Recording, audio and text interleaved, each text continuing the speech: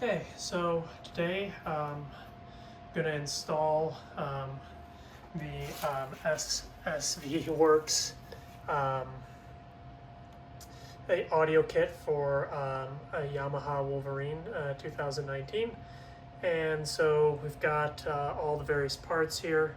So I'll walk you through all the play-by-play, getting every single one of these parts installed. So first thing that we're going to need to do is, and anytime you do this, you're going to have to remove stuff off the front of the machine. So that's going to be the hood and then the firewall. So I'm going to go ahead and get the hood off, and then I'll explain to you what comes next.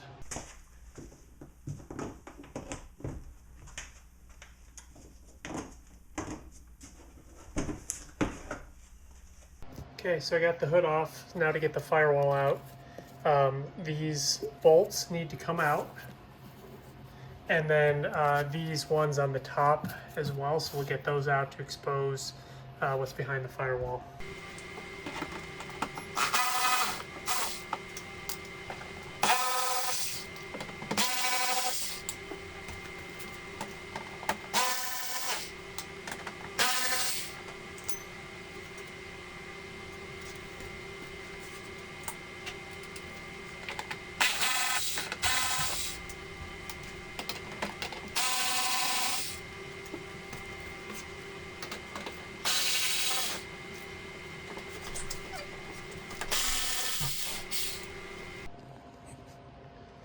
Okay, so I've got all the bolts out of the firewall. So the next thing you need to do is there's these breather hoses. And so you just need to loosen them up so that those can get pulled out. Do the same thing here. Yep. Let me switch hands here. Okay, there we go. Got it out. And so the other thing is there's a wiring harness here, so you just need to be careful. So we're just going to ease this out. Okay, it's coming. All right, so it's out, and then you can drop the breather hoses out. So just pull them from the back, and then you've got this wiring harness here.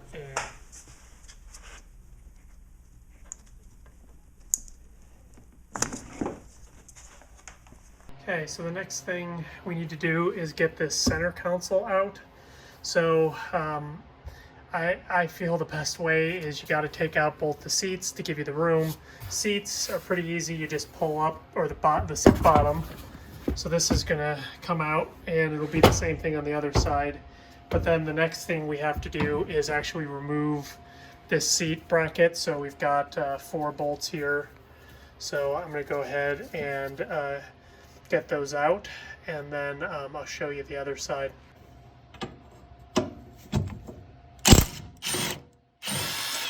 So at this point, the seat just lifts out, and so you can set it off to the side.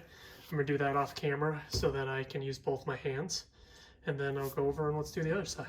All right, same as on the other side. I'll lift from the front here. This is the driver's side, by the way, so we lift the bottom up. And then this one is slightly different. You've just got to get the 4 bolts or nuts off, I meant to say. The other ones are bolts, these are nuts. And these 4 come off, and then you can get this seat out.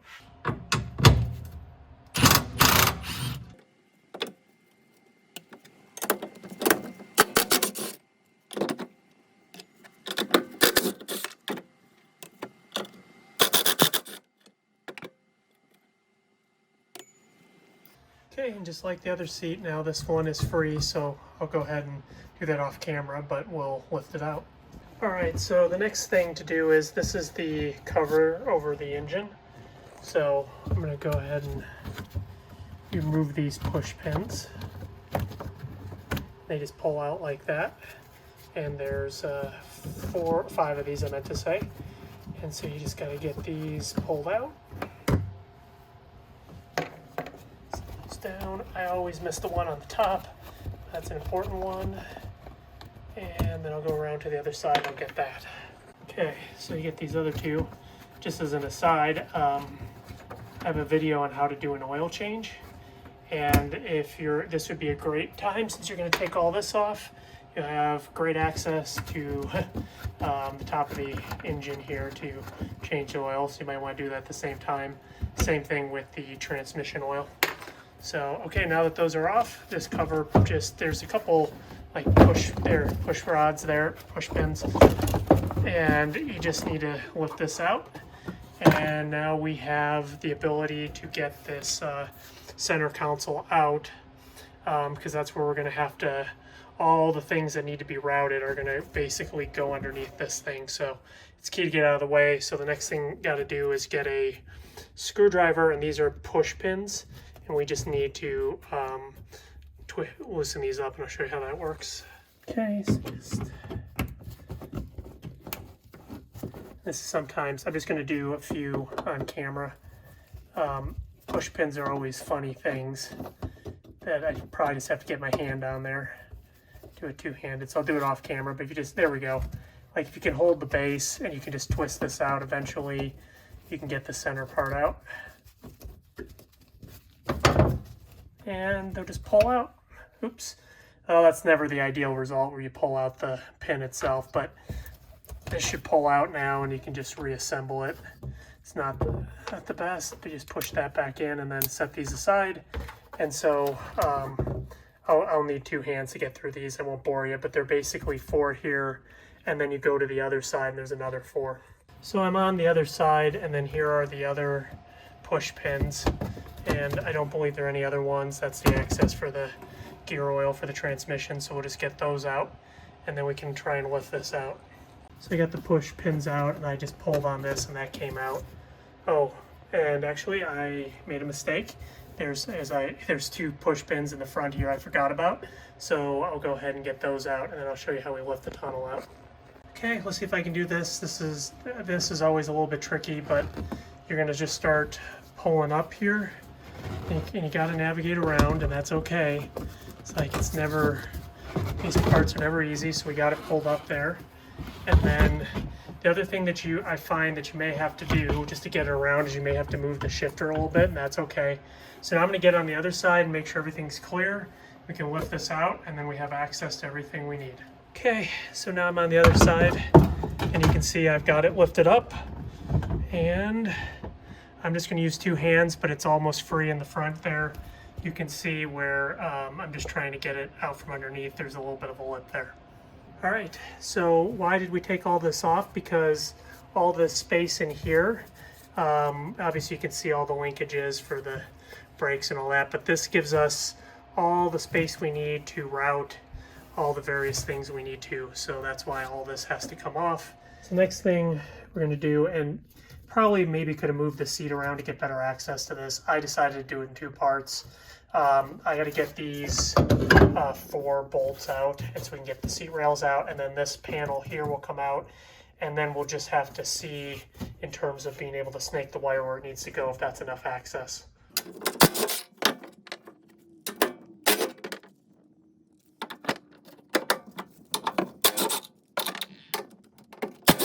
Okay, so I pulled out the seat rails. Just know it was a little tough pulling this out. Like I had to really get a grip with 2 hands, so I put down the phone to do it, but they do pull out. And then, all right, so this is the driver's side door. So you need to get these bolts out. This has got to come out. This has got to come out. That's got to come out. And there's 2 down here that need to come out. So all that's going to come out, and then put a screwdriver in here to break this apart. And that's how you get this panel apart, and it's going to come in 2 pieces. So it's going to take out this outer panel, and then what I'll do is I'll show you, but there's 2 basic, there's these 2 bolts, or 3 I should say, sorry. These 3 bolts on the back side, those come out, and then this whole panel will lift out, and you just have to navigate the seatbelt out through this slot here. And so that gets this panel off, and then after that, and then it'll make the outside panel loose, and that just gets this off and gives us plenty of working room. All right, a couple other things that I didn't point out. So you need to get these 2 push pins out. And then the other thing is inside of here, just be careful, because this is this DC, get in the frame right. So there's this little DC charging outlet, and this has a wiring harness. So we just need to be careful about that, because when these panels come free, we don't want to hurt this wiring harness. Okay, so I need to separate this panel. So you're just gonna basically put a screwdriver in here, then you can just pop it, and that should do it. So now I can take this apart. So I have the outer part off, and so here's this wiring harness, and I won't be able to do it on camera because I'll need both my hands, but you just gotta get this apart, and then you can see here, this holds this in place. You can just pull this out right now, just wiggle it. I'll probably use both hands because the last thing I want to do is break this, but you just pull this out, and then this will go out with the backside of the inner door panel there. And then next thing we got to do here is get this panel out, which means I got to remove a variety of what looks like, there's a hole there, so it looks like it's just a bunch of push pins and probably down here a few bolts. So we're gonna go ahead and get this piece removed, and I'll show you how that works, and then that should give us plenty of access to run the wire up the pillar there. Okay, so there's a few more bolts, and I'll show you the other ones, but we got to get this one, we got to get this one, so we'll do those.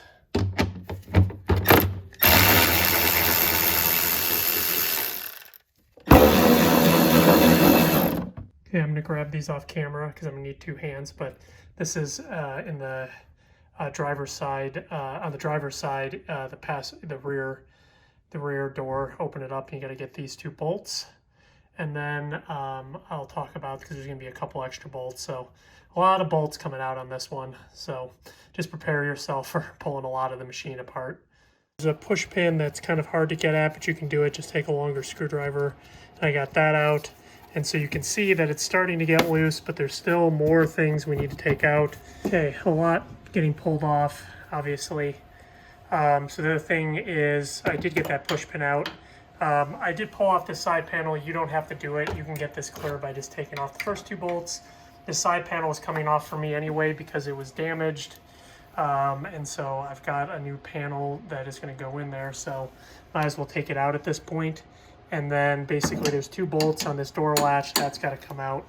And so we're going to do that as well. And then, okay, so I just want to walk you through. Missed a few steps on camera, but it'll be okay. So this is the floor panel and everything that had to come out. So there were push pins, there were bolts, two bolts here in the floor pan. The other one that you had to be aware of, if you can look here, like on the other side is how you change the oil. There are two bolts that go into the back side of the floor pan here. Those needed to come out. And okay, so the next step is, this is the wire from the control panel that's basically got to get fished through. Control panel mounts right here. And so what we're going to want to do according to the instructions is drill a hole in the bottom right there of the box, use a 1-inch hole saw. Mine's 7, the one I have that's probably best for this is 7/8. I check the size of the plug, it'll fit with that just fine. It's only about a 1/2 inch. So now the advice that they give you, and I think it's good advice, let's go around to the front here, is be real careful, because where you're drilling, and it might be hard to see where that box comes out on the other end, you can whack into this duct here if you don't drill to the far left and that hole saw punches out. This is the duct that provides the ventilation for the transmission, or where the belt is really. And so with that in mind, you don't want to whack this and damage it. So what we're going to do is, obviously, I'm going to use this hole saw. So this hole saw, I love these little kind of micro Milwaukee ones. And so the nice part about that is that'll also, because I'm going to bump up, I don't know if you can see it, I'll bump up against the ridges there, so I can't slam it all the way through, and I'll drill in the required spot. So I'm going to go ahead and make that hole. I'm going to do that off camera because I want both hands, and I want to do a really good job because I don't want to create any problems for myself. And we'll go ahead and get that part done.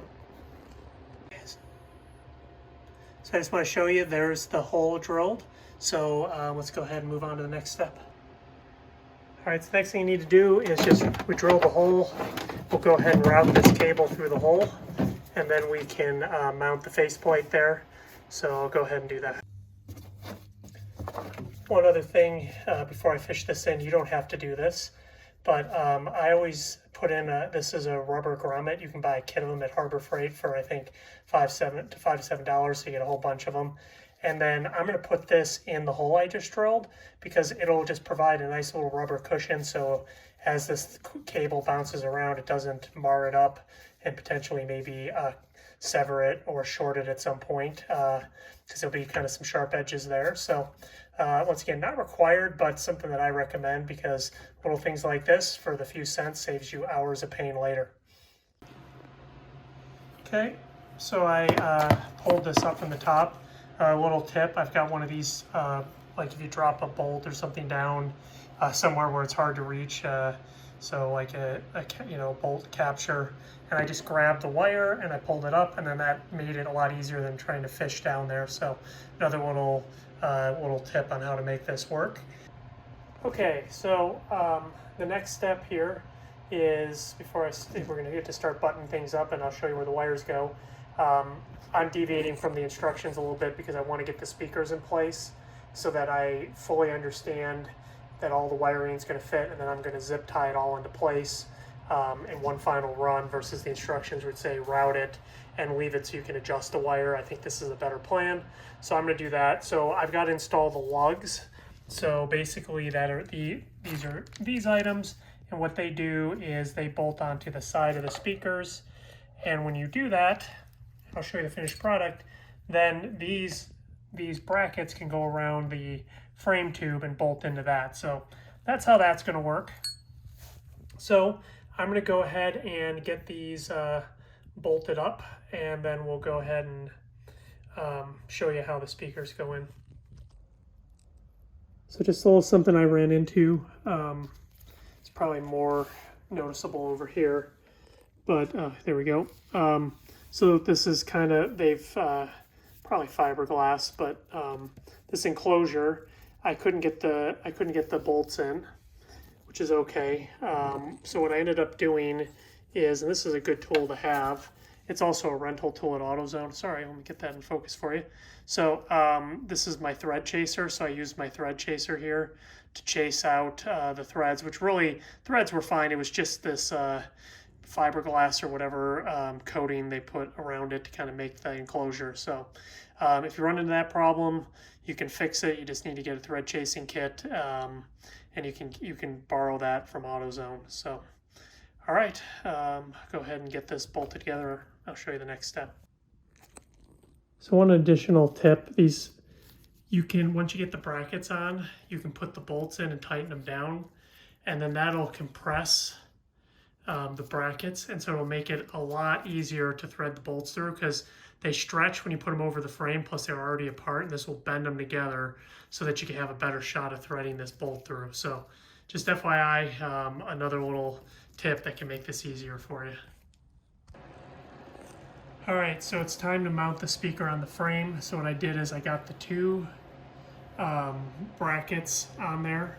Now, it's going to take a little bit of force. You have to kind of push it on there, but I was able to get it on there. And now what I'm going to do, and I'll do this off camera because I need two hands for this for sure, but I just got it hanging in place with the two that come out on the outside frame rail, and then I'm going to go ahead and thread using the one to kind of hold it in place. I'm going to get the other one threaded in, and that'll secure that, and then I'll go ahead and bolt in the second one, and then I'll show you how I bolt in the third one.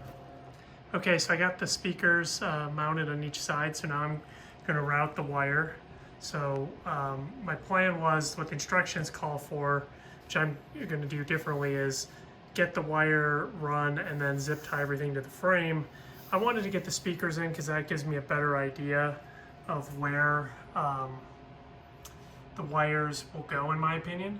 So that's what I'm doing, and yeah, I really like how they look. And actually, when you look at this, it looks super factory. I guess I'd expect that from a Yamaha accessory, but yeah, it looks really, really good. So, all right, so next thing is I'm gonna figure out how I'm gonna route the wires, and I'll show you how I did it once I'm done.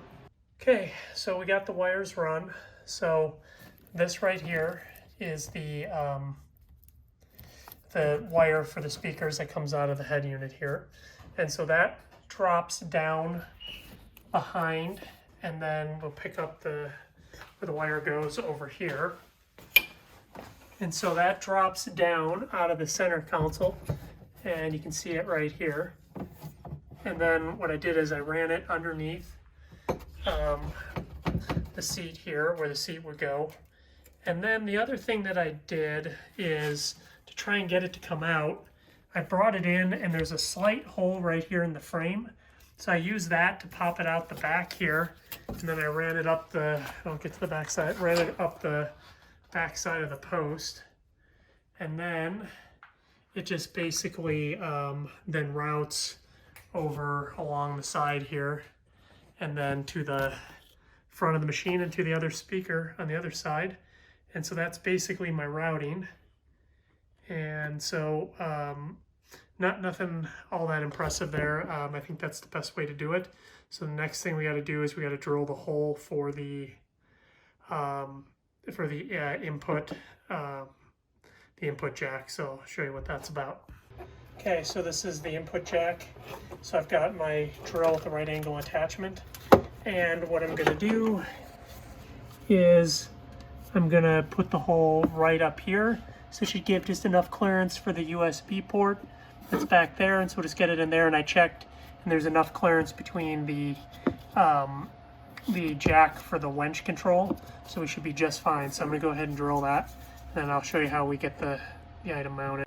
Okay, so I got the hole drilled there, and so you just take this guy, fish it through, and then we'll put the rubber bolt on the other side. So I've got it mounted down in there, and so now what I'm going to do is I've got this little extender cable that goes with it, so I'm going to add that on. I'm going to plug it into the head unit, and so that's pretty self-explanatory. Just match the wires, and then I'm going to connect up the power next, and then we'll test this out before I put it back together. Okay, so the last part is there's this wiring harness here, and there's a bunch of these extra connectors. So they have caps on them. They look like this. I just took it off, so it's just your typical, you press in this latch here, if you can see that, and then this will pull off, and then that basically this end of the power cord is going to go on there, and then the other end is going to plug into this part on the head unit. So I'm going to go ahead and get those connected, and then we'll go ahead and power this up for the first time. Okay, so I'm getting ready to test this out for the first time. Obviously, we still need to mount the head unit, but since I have it right here, so what I'm going to do is I'm going to go to key on, so if you can see that. So just don't start it, just get it to key on so it'll get power. And that is a really good sign, because if you see that, there you go. And so we've got power, so it's working. So let me turn this off. So now at this point, I just need to button it up. So let's get this control panel mounted. So I put the unit in place, and it's still loose.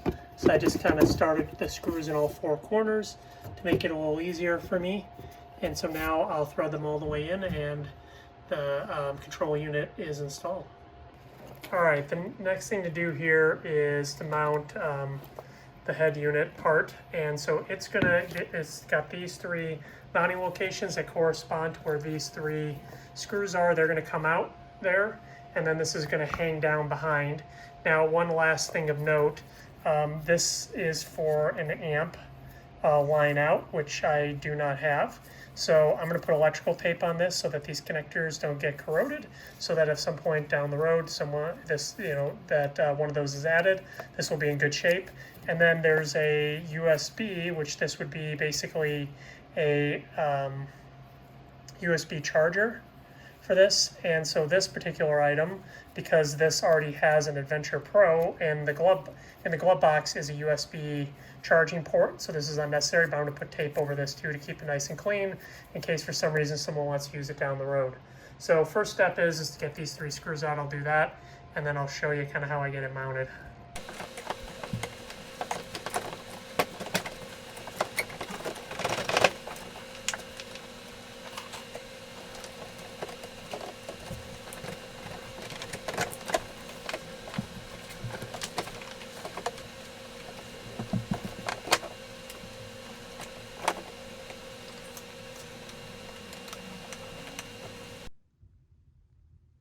So if you watch the as you watch the video there, I did struggle with this a bit. You kind of have to force it and angle your way down, and I've got a bunch of, in this machine, I've got a bunch of extra accessories to worry about, where that's for the Adventure Pro, so things got in the way, but I did manage to get everything connected.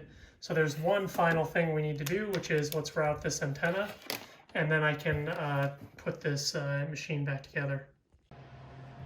Okay, the last part is showing you where the antenna went. So I basically snaked it along behind the firewall back here. And then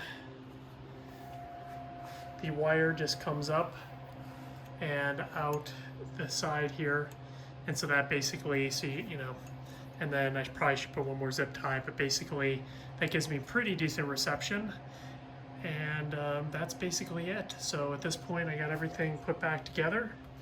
And so I'm going to go ahead and take this thing out, test drive it, make sure everything's good. So as always, I appreciate you watching. If you would, please subscribe, comment, and like below.